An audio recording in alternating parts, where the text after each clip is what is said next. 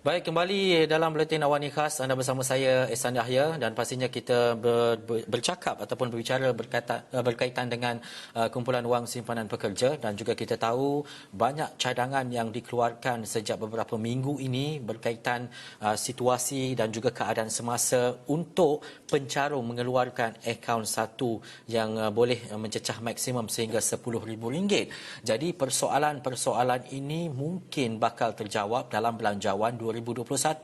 Tetapi kami di Esok Awani mendapatkan reaksi awal dan juga pandangan serta apa yang dilontarkan oleh kumpulan wang simpanan pekerja.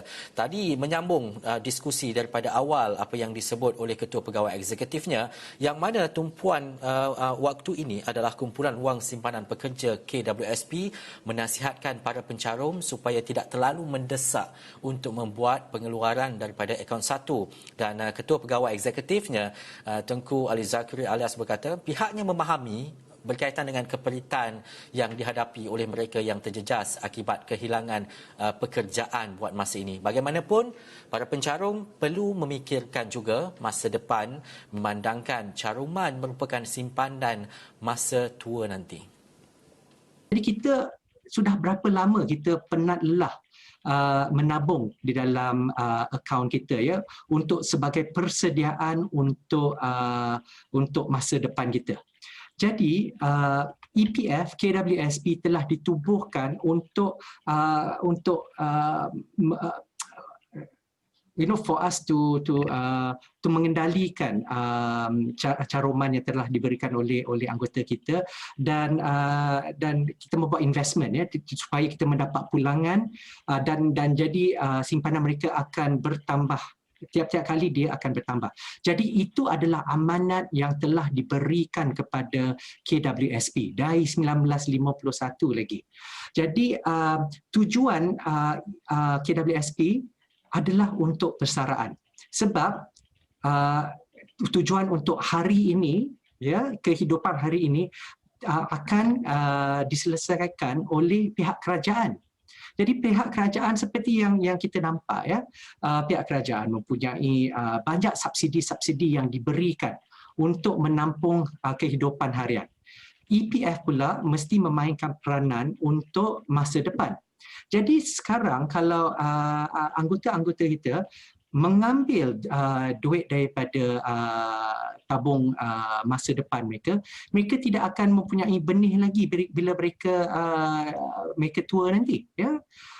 Jadi dari mana mereka akan mendapat? Saya pastikan mereka takkan nak kehidupan yang susah, sebab mereka dah bertahun-tahun lelah kerja untuk menabung. Lepas tu bila mereka sampai 60 tahun macam tu, mereka tak ada duit lagi. Ya, jadi itu adalah satu sebab. Dan juga pada masa sekarang ni, kita sekarang berhadapan, ya, dengan isu-isu dan impak yang sungguh hebat, dan ia berlaku dengan sangat cepat seperti COVID. COVID ni daripada Januari tahun ni kita tak tahu apa benda COVID ni, ya. Tapi dalam masa kurang daripada 1 bulan, impaknya yang sungguh besar sampai rakyat Malaysia hilang kerja. Bisnes di Malaysia juga kena tutup. Jadi ia berlaku sungguh pantas. Pada masa dulu seperti 1990-an, ya, the Great Financial Crisis for example, ya, bila ia berlaku di satu negara, ia akan mengambil masa yang berbulan sebelum impaknya dirasai di Malaysia. Tapi sekarang bila ia berlaku di satu ceruk dunia, ia akan dirasai di Malaysia dalam masa sekelip mata sahaja. Jadi duit persaraan di dalam KWSP ini juga kita mesti fikirkan daripada akaun 2 juga. Kita mesti membina juga balik akaun 2 ini untuk menangani isu-isu dan impak-impak yang kita tidak boleh didugai. Ya, ini adalah satu kenyataan yang kita mesti hadapi, dan seperti yang saya cakapkan tadi, kebanyakan daripada kita akan menjadi tua, ya, ataupun mempunyai persaraan dalam masa 5 tahun hingga 10 tahun lagi. Ia bukan lama, tuan-tuan dan puan-puan. So itu adalah satu sebabnya yang daripada pihak KWSP, bukannya kita tidak mahu menolong, kita menolong daripada seperti macam akaun 2, tetapi akaun 1 ini kita mesti berfikir secara berpanjangan, ya. ini adalah bertujuan untuk tuan-tuan dan puan-puan pada masa hadapan. Dan untuk masa ini kita mesti memandang secara holistik bantuan yang diberikan dari kerajaan, ya.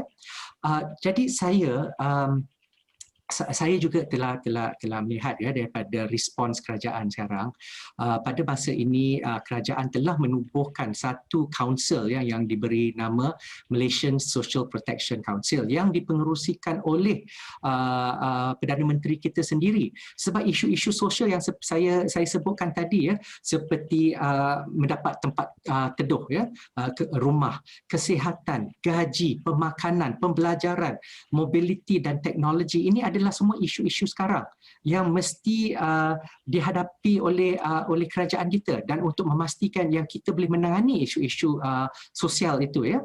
Jadi dalam My SPC, ya, Majlis Keselamatan Sosial yang dipengerusikan oleh Perdana Menteri, isu-isu yang kita telah bangkitkan telah pun diperlihatkan oleh anggota-anggota kaunsil ini, dan mereka mempunyai plan untuk menghadapi isu-isu ini, ya. Dan saya pasti juga, tuan-tuan dan puan-puan, kalau kita fikirkan lagi, kenapa sekarang ni kita menghangatkan sangat isu akaun satu? Dalam masa kurang daripada 7 hari lagi, kita akan melihat pembentangan bajet. Ya, saya pasti dalam pembentangan bajet ini ia akan membuatkan peruntukan untuk isu-isu sosial yang seperti yang saya cakapkan.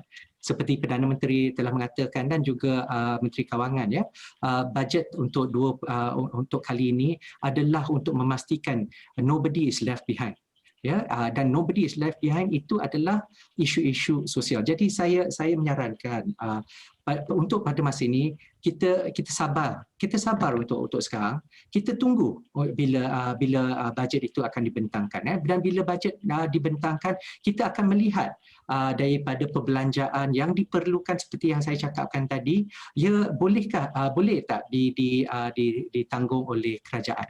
Jadi janganlah jadi kita mesti mempunyai pemikiran yang tenang, sebab isu hari ini dan juga isu besok, ya, adalah satu kita mesti balance di antara dua. Sebab kalau kita fokus sangat-sangat untuk hari ini, bila habis saja COVID, jadi apa akan terjadi untuk hari tua kita? Ya, jadi daripada pihak KWSP, saya ingin menegaskanlah, ya, bahawa kita mesti ingat bahawa akaun satu itu adalah tujuan yang sungguh khusus, ya, iaitu untuk hari tua kita.